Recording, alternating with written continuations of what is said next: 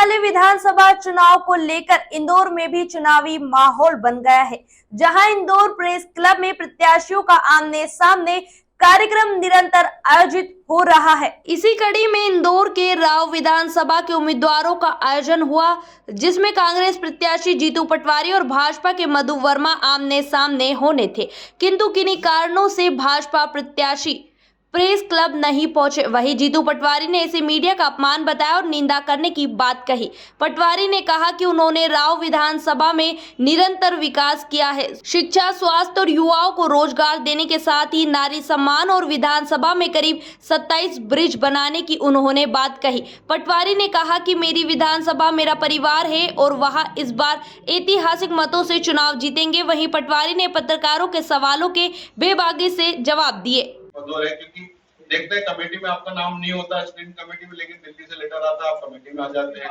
हर जगह आप आ जाते हैं। विधानसभा में आप कमलनाथ जी का रिश्ता मेरे मुख्यमंत्री भावी है वो, और मैं उनकी सरकार का एक अच्छा विधायक बनूंगा। और मुख्यमंत्री उनके होने के साथ साथ मेरे लिए सबसे बड़े नेता हैं। मध्य प्रदेश में पहली बार अगर मुझे किसी ने मिनिस्टर बनाया तो कमलनाथ जी का। और मैं मानता हूं कि अब भी जब वो मुख्यमंत्री बनेंगे तो मुझे उनके सारे कामों में अपने पास रखेंगे, ऐसी आशा है मुझे। और जहां तक कमलनाथ जी का प्रश्न है, वो सिर्फ जीतू पटवारी उनके रिश्तों की बात नहीं, मध्य प्रदेश से उनका रिश्ता क्या। एक ऐसा व्यक्ति जिसने पूरी जिंदगी अपने आप में सारे पद पा लिए, उसके बावजूद आज मध्य प्रदेश सुनहरा बने, अच्छा बने, समृद्ध बने, यहाँ के बच्चों को काम मिले, यहाँ रोजगारी हो, इसके लिए अपनी इस उम्र में भी हर दर्जे का एक तरह से तड़प ऐसा व्यक्ति तो दूसरा कोई मध्य प्रदेश में नहीं। और जो मुख्यमंत्री शिवराज सिंह चौहान है, उनकी और उनकी तुलना की जाए तो समझो कि 100 किलो और 10 किलो, 10 किलो शिवराज जी और 100 किलो कमलनाथ जी, इतना अंतर है। तो मेरा उनका रिश्ता बहुत पारिवारिक है, बहुत मधुर है। मैं उनका अनुयायी हूँ, परिवार का ऐसा सदस्य जो सबसे प्लीज। अरे कमलनाथ जी ने ऐसा कौन सा काम किया जिसमें मुझे इन्वॉल्व नहीं किया? टिकट वितरण में इन्वॉल्व किया, अभी जो बचे। इससे पहले जितने भी टिकट होते थे उसमें भी सब चीजें मेरे से बात करते थे, मैं भी उनसे करता था।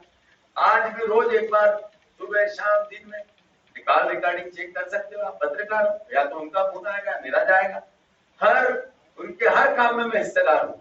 अच्छा होगा उनके सरकार गई तब भी उन्होंने मुझे जिम्मेवारियां दी थी, चाहे मैं पास नहीं हुआ। एक व्यक्ति कब याद करता अपने सबसे प्रिय?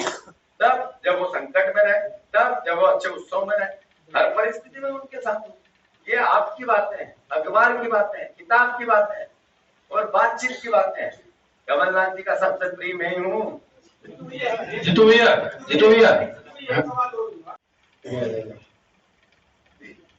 आपने कहा कि 20 साल से आप राहु की सेवा कर रहे हैं और 2 बार आप विधायक भी रहे, तो युवाओं को कितना रोजगार दिया आपने राहु? बिल्कुल सही है, बहुत अच्छा सवाल है। मैंने मेरे भाषण में कहा कि हम 25,000 युवाओं को इस बार रोजगार देना। मेरी दुखती रह गई है कि मेरे परिवार के लोग, मेरे बच्चे जो एक जीतू पटवारी से अपेक्षा रखते हैं कि मैं हर हाथ को काम मिले और काम करूँ, ये 5 साल उसी को मैं एक तरह से उसी भावना को जीऊंगा। तो जो 3 यूनिवर्सिटी हमारे कार्यकाल में 4 आई है, इसमें से कई बच्चे हमारे यहाँ के काम कर रहे हैं। पीथमपुर में भी कई बच्चों को मैं काम पे लगवाता रहता हूँ। एक लंबी फहरिस्त है, मतलब मैं उसकी भी संख्या रखता हूँ, देखो अदरवाइज मत देना। जिसको नौकरी लगवाता हूँ उसका रिकॉर्ड भी रखता हूँ। ये इसलिए रखता हूँ कि मैं जब सार्वजनिक जीवन में हमने उसका काम किया, जब हमें उसकी आवश्यकता पड़े लोकतंत्र में, तो हमारे पास रहना चाहिए, याद तो रहता नहीं। ये कोविड का भी हिसाब पूछ रहे थे मेरे से कि कोविड में तो कौन से भैया भैया, तो उन्होंने ये किया, 1 रुपया सरकार ने राशन बांटा, मैंने ले लिया और बांट दिया। इसको कोविड की सेवा नहीं की। अपने गिरे वहां से, ये आप में से कई लोग थे जो लग गए थे कि यार मेरे पास कम पैसे हैं, पर मेरा 100 रुपये में तुमने 20 रुपये खर्च करना। कोविड में ये परिवार परेशान है, उसकी कीमत उस 20 रुपए की थी। हमने जेब से क्या किया, अपनी संपत्ति से क्या किया? कलेक्टर ने सामान दिया और बांट दिया।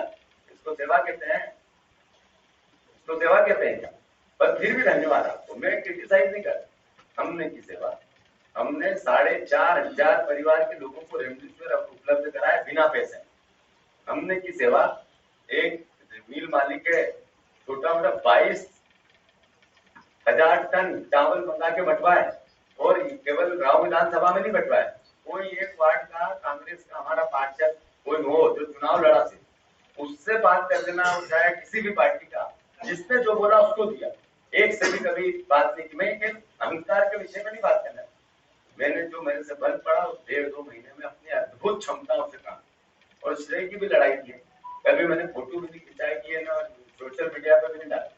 78% में ग्रसित था एक टाइम, उसके बाद भी करता रहा।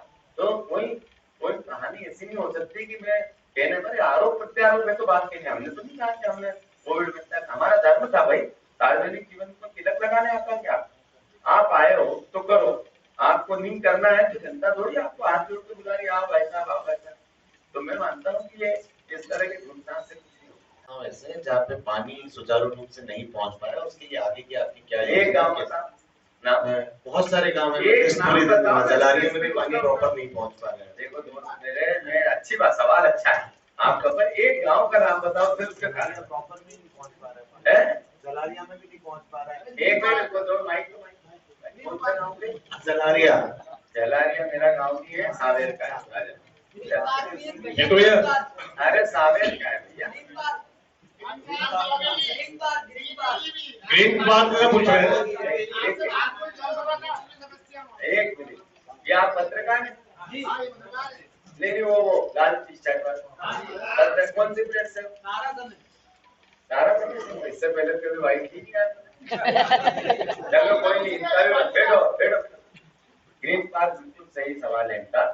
वह पानी की टंकी अभी हमने 6 करोड़ 7 करोड़ की लागत से बन गई है, जगह पानी की पाइपलाइन खुली है, उसके कारण में वहाँ पे कई गंदगी और धुला और ये कीचड़ भी हो रहा। पानी की टंकी बन रही, पाइपलाइन खुद रही, इसमें तो नकारात्मक पानी है ना। अब चूंकि उसमें नर्मदा का पानी, अभी हमने जो प्रोग्राम बनाया है लोकल सोर्स से टंकी भर के पानी घर घर वितरण का बनाया है, पर उससे नर्मदा को जोड़ना है। हमारी सरकार आएगी, वहां को असल में नगर निगम पे आना था, पर भारतीय जनता पार्टी ने कभी नहीं आने दिया।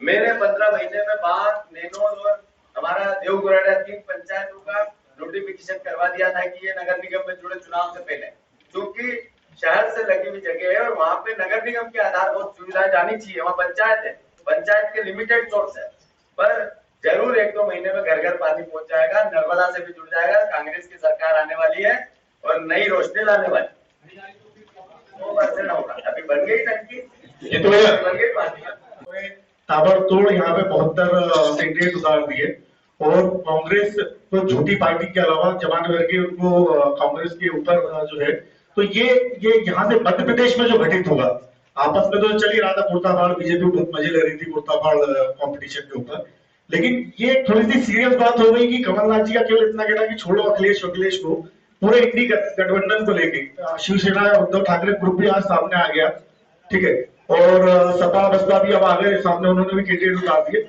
बहुत बड़ा नुकसान नहीं हो गया ये यहाँ मध्य प्रदेश से जो शुरुआत हुई 2024 को लेकर? बिल्कुल आपका बहुत गंभीर प्रश्न है, और क्योंकि केंद्र में इंडिया बना है तो इंडिया की एक अपनी भावना है कि भारतीय जनता पार्टी के कुशासन से देश को बचाना। तो मैं मानता हूँ कि मध्य प्रदेश के संदर्भ में बहुत प्रयास हुए थे, थोड़ी सी मैं मानता हूँ समय की अपनी एक मर्यादा होती है, इसलिए उस दौर में जो कमलनाथ जी की दुर्भावना से वाकई नहीं निकला था। कमलनाथ जी ने कहा कि वो हमारा इंटरनल मामला हम कर लेंगे, वो उनकी भाव, वो आपने जिस तरीके से किया वो भाव उनके थे ही, ये छोड़ ये वाली भावना थी, उनकी भावना थी कि हम काम कर रहे हैं, होगा तो सही होगा, नहीं तो फिर हम जैसे लड़ेंगे। राज्य स्तर पर हमारी अपनी जो इंडिया की जो मूल भावना है कि हमारा केंद्र में गठबंधन, राज्यों में अपने अपने हिसाब से भी हम बात कर सकते हैं, ये बात की मूल भावना है। पर फिर भी क्योंकि मेरा इतना बड़ा कर नहीं है, मैं उस पूरे वाक्य पे से अपने आप को उत्तर नहीं देना चाहता, पर गठबंधन होता या हम सब साथ मिलकर रहते तो 155 सीट आ रही है। पॉलिटिकल पार्टी मुख्य मुद्दों से जो आम जन की समस्याएं, बेसिक समस्याएं, उससे कहीं ना कहीं ध्यान भटका है। जैसे शिक्षा का व्यवसाय आज हर अभिभावक सबसे ज्यादा परेशान है तो फीस से परेशान है। 18 साल की बीजेपी की सरकार में कोई बहुत ज्यादा राहत नहीं मिली, लेकिन कांग्रेस का वचन पत्र भी हम लोग देखते हैं तो उसमें बच्चों को पैसे देने की घोषणा की जाती है, जबकि सरकारी स्कूलों के इंफ्रास्ट्रक्चर कि शैक्षणिक गुणवत्ता को लेकर अब तक कोई प्लान नहीं हुआ, ये पहली बात।